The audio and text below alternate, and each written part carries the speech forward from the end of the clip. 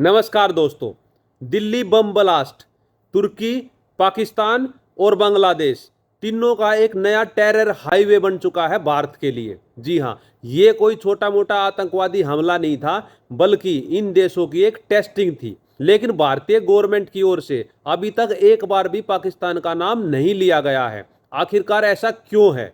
आज ये सवाल हर एक भारतीय के मन में है। जिस तरह से तुर्की का जो रोल है वो बिल्कुल क्लियर हो चुका है। बांग्लादेश के अंदर से जिस तरह से हथियार लाए गए, धमाके की सामग्री लाई गई, और पाकिस्तान की जैसे मोहम्मद और टीआरएफ जिस तरह से इस ऑपरेशन को संचालन कर रहे थे, तो इसमें बिल्कुल एक अंतर्राष्ट्रीय साजिश है भारत के खिलाफ। लेकिन आखिरकार भारतीय गवर्नमेंट चुप क्यों है? आज हम हमारे इस वीडियो में जानेंगे भारतीय गवर्नमेंट के चुप रहने का कारण, जो बांग्लादेश से होते हुए, पाकिस्तान से गुजरते हुए और तुर्की में इसके हैंडलर पाए जाते हैं। तो इन सब के बारे में हम विस्तार से चर्चा करेंगे। आप सभी का स्वागत है हमारे यूट्यूब चैनल भारत से वर्ल्ड तक में। मैं संदीप डबास आज की स्पेशल रिपोर्ट के साथ।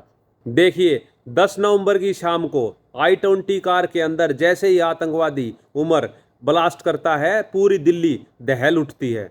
पहली नजर में तो ये एक आइसोलेटेड अटैक लग रहा था, लेकिन जब जांच की गई तब पता चला कि ये एक आइसोलेटेड अटैक न होकर पूरा एक इवेंट मैनेजमेंट के द्वारा किया गया है। ये मात्र एक टेस्ट पॉइंट था किसी बड़ी ऑर्गेनाइजेशन का। डीएनए की रिपोर्ट में पुष्टि की जा चुकी है कि डॉक्टर उमर उस कार के अंदर मौजूद था।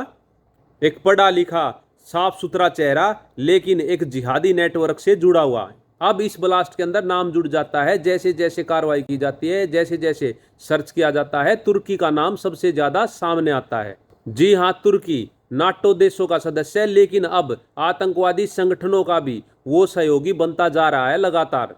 दिल्ली ब्लास्ट मॉडल के 2 सदस्य तुर्की से इस पूरे ऑपरेशन को ऑपरेट कर रहे थे। यह कनेक्शन बहुत बड़ा है। देखो, ट्रेनिंग दी जाती है पाकिस्तान के अंदर, बांग्लादेश का रोल भी इसके अंदर बहुत बड़ा हो जाता है। अब बांग्लादेश, तुर्की और पाकिस्तान, तीनों ये जो देश हैं आजकल भारत के विरोधी होते जा रहे हैं और भारत के खिलाफ लगातार साजिश कर रहे हैं। लेकिन अब तुर्की का नाम आने के बाद पूरी दुनिया चौंक गई है। अब तुर्की टेरर का नया अड्डा बन गया है। टेररिस्ट रिक्रूटमेंट, फंडिंग और प्लानिंग का नया ग्लोबल सेंटर है तुर्की।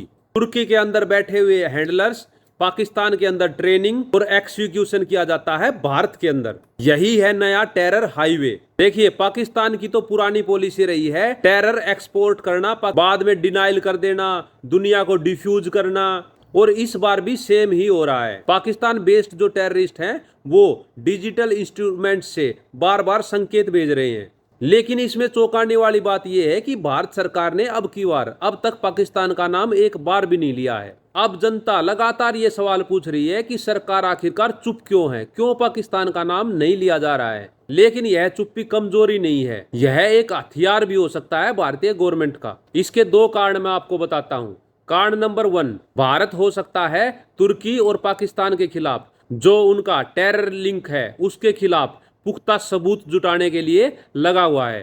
कारण नंबर 2, अब की बार भारत बिना किसी ठोस सबूत के पाकिस्तान के ऊपर दोबारा अटैक नहीं करना चाहता है। और तीसरा सबसे बड़ा कारण कि भारत अब काउंटर मोड में आएगा, यानी भारत किसी भी समय अटैक कर सकता है पाकिस्तान के ऊपर, लेकिन अब की बार पाकिस्तान को भनक तक नहीं लगने देगा। तो इंडियन गवर्नमेंट का अभी तक जो सिस्टम दिखाई दे रहा है उसके अकॉर्डिंग लगता है कि भारत कोई बड़े स्ट्राइक की तैयारी कर रहा है, तुर्की के खिलाफ भी और पाकिस्तान के खिलाफ भी।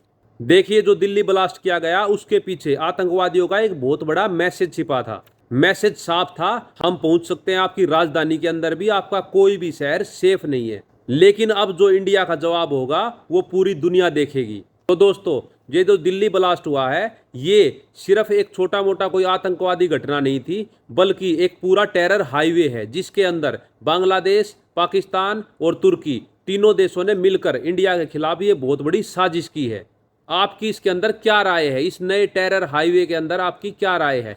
आप इस वीडियो के कमेंट में आप भी हमें अपनी राय जरूर दीजिएगा और बताइएगा कि क्या ये नया टेरर हाईवे भारत के खिलाफ कामयाब हो पाएगा और भारत को इसको कैसे काउंटर करना चाहिए। तो कमेंट जरूर कीजिएगा। आज की रिपोर्ट में बस इतना ही। That's all. Thank you very much.